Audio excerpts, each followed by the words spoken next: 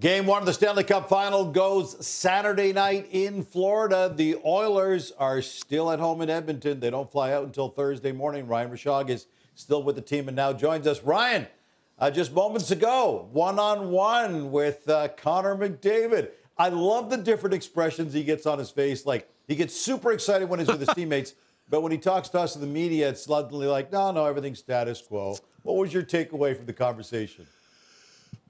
Yeah, he was pretty good. He did a ton of media today. His main media scrum was a good 10 minutes long, and then he did a couple of waves after that. So by the time I got to him, he was, I think he'd probably had it, but he was really good. I feel that McDavid, it's a combination of things right now. He's trying to get himself rested. They kind of know the mayhem they're about to walk into, but they're trying to stay ready at the same time, Gino. McDavid talked about trying to get away from things a little bit, whether it's walking the dog or just spending time at home relaxing, but also understanding that they're heading into mayhem and that they need to figure out a way to handle everything that's going to be coming at them for the first time on this stage, yet be ready to go when the puck drops in game one. That's one of the things Matthias Ekholm shared with us and said he'll be sharing with the group from his Stanley Cup Final experience. Is like, by the time the puck actually drops, there's been so much stuff that's happened. You almost forget, like, okay, yeah, we got to play now. And the Predators didn't get off to a good start in that final, and that's a big regret for Ekholm. So I think the players have probably all heard that message. And, McDavid he's McDaviding right now. He's getting himself ready because it's going to be mayhem once we get down to Florida and the Cup Final starts for real. Something I'm really looking forward to, obviously, Connor McDavid, offensive ability, best player in the game, no-brainer. But he's facing Sasha Barkov, who's just coming off his second Selke, the best defensive forward in the world. What did McDavid have to say about Barkov, or did he even want to comment about that at all? Yeah, no, he was asked about him kind of in the main media scrum. There's a healthy level of respect there, right? I think, he's probably one of the least talked about superstars in the game, and that's the way the other star players in the game view him, as an absolute superstar. There's so much respect for how long he has been this good for. Maybe tucked away down in that market a little bit, so it doesn't necessarily grab all the headlines, but you talk about the awards that he's won. This will be a big challenge, right? McDavid plays against the best defensive players in the world every night. That's who gets assigned to try and shut him down. So it's nothing new for him, whether it's the LA Kings and we're talking Andrzej Kopitar even a few years ago when he was more in his prime, and Phil Deneau. Series after series, he ends up playing against these players. But Barkov is definitely on a different level. It'll be a big challenge for McDavid. Not just that, but Ekblad and Forsling have been fantastic on the back end as well against elite players through the first three rounds. So this Florida team has the shutdown weapons to handle McDavid. It's going to be fascinating to see what he's able to get done and if he can break through. Or if it's just about creating space, Gino, for everybody else while he plays tough minutes against those guys. Watching the lines, and fair warning, viewers, the following statement really pains me. Schauger, you were right. We were looking at what the Oilers were going to do with their lines. Draisaitl's seen a lot of teammates. He's obviously played with McDavid. He played with McLeod and Corey Perry. And now it sounds like, well, yeah, you called it. Explain. Well, we talked yesterday. Like, there are a few things decision-wise that Chris Knobloch needs to consider going from the third round to the Stanley Cup Final. Dallas is a much different opponent than the Florida Panthers, right? Florida will be more robust physically, right? And so we were batting it around a little bit yesterday. Do you stay the same? Do you make changes? What do you do? One of the changes that he looks like he's going to make is he's going to put, like, if you recall, the last series finished with Ryan McLeod and Corey Perry on Leon Draisaitl's line, a line that he put together and had some success. He's going to get away from that. Looks like he's going to beef up that line with Dylan Holloway on one wing and Evander Kane over on the other. This is a big, fast, strong line that can play it physically. It's kind of tailor-made to deal with whatever Florida wants to throw at them. So I kind of thought that might be a look that he would want, and it looks like he's going that way. The other decision he has to make here is on the back end, because Philip Broberg played so well late in that Dallas series. But Vinny Desharnais is one of their best penalty killers. Big guy, strong, can play physically. Looks like he's going to stick with Broberg in the early going here. Now, this is based on lines we saw today, but it looks like he's going to give Broberg the nod in game one at least before making that switch potentially later in the series.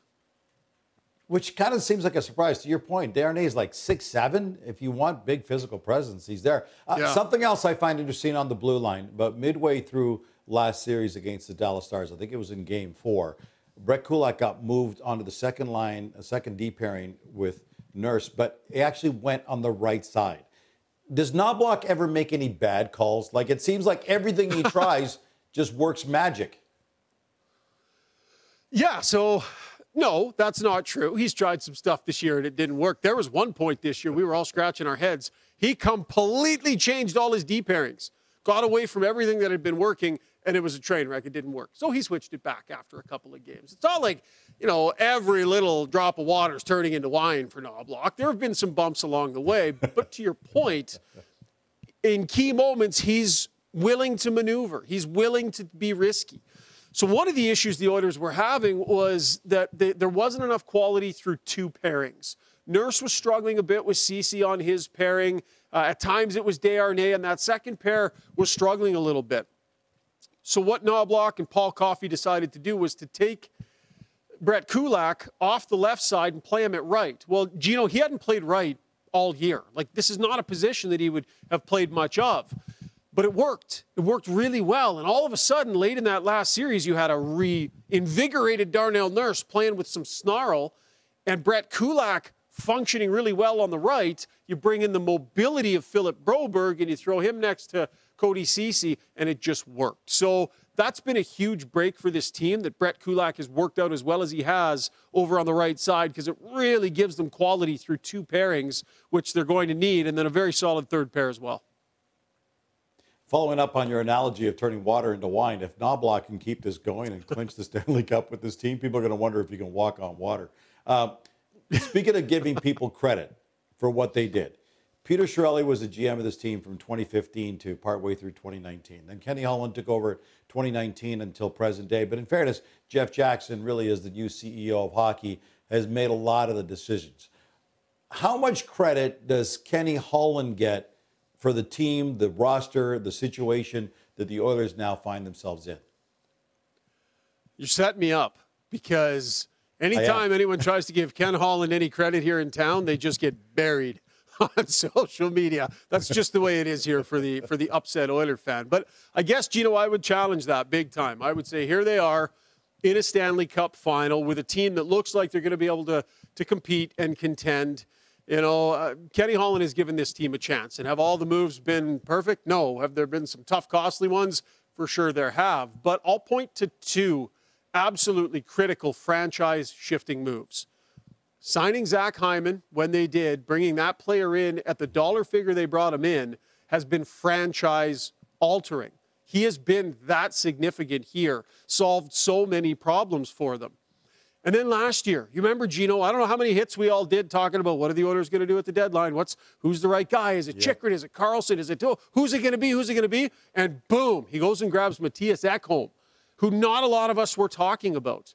And Ekholm was the perfect fit. Like, could not have been better.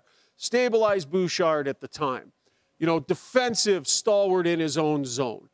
Those two moves, if you think about this Oiler team without Mattias Ekholm and without Zach Hyman, they're not here where they are right now. So for all the other things that maybe fans weren't super pumped about, different contracts, different guys, whatever it might be, not going and getting another D-man here this year, which a lot of fans wanted. Bottom line, those two moves, by getting those two right, he's put his team where it is right now.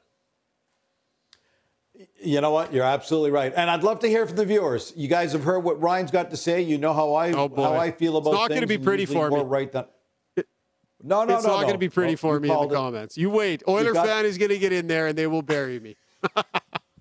Honestly, I love the interaction we've had with Oiler fans and Florida fans and fans right across. It's been great, because then we get a chance to respond to those comments the following day. So it's been great interplay. The comments are open. Make your comments, and Shogger and I will pick up where we left off. Gino, here. Can I ask you a question, Gino? Can I ask you a real quick question? You sure can. Yes. When your workday is done and it's time for Sir Gino Reda to relax, do you put your feet up with a glass of whatever And are you scrolling those comments, and are you looking at those YouTube comments at night? I feel like you're taking such pleasure in this whole YouTube interaction thing. I could see you with your robe on, your velvet robe, and your feet up, scrolling YouTube comments. First off, there are multiple glasses, so you are correct. My feet are up on the back deck by the pool, so I'm just chillax and relax. You know what I really enjoy about a Shogger is it's the fact that we get to hear what people are feeling and we get to react. Sure. To it. I love that, like you and I get a chance to just put out our opinions, come out with our commentary, but it's always nice to hear, you know what, such and such from Red Deer made a great point about this, or we can interact with that, or I can respond. I love the fact that we get to see those comments, and then the next day or a day after, we get to respond to them. It's fun, my friend. It's better that than getting buddy, and in a bar somewhere. Yeah, it's been a ton of fun being right most of the time too. I've thoroughly enjoyed that. Oof. Again, comments are open. Feel free to respond to what Ryan Rishaug clearly just said by mistake.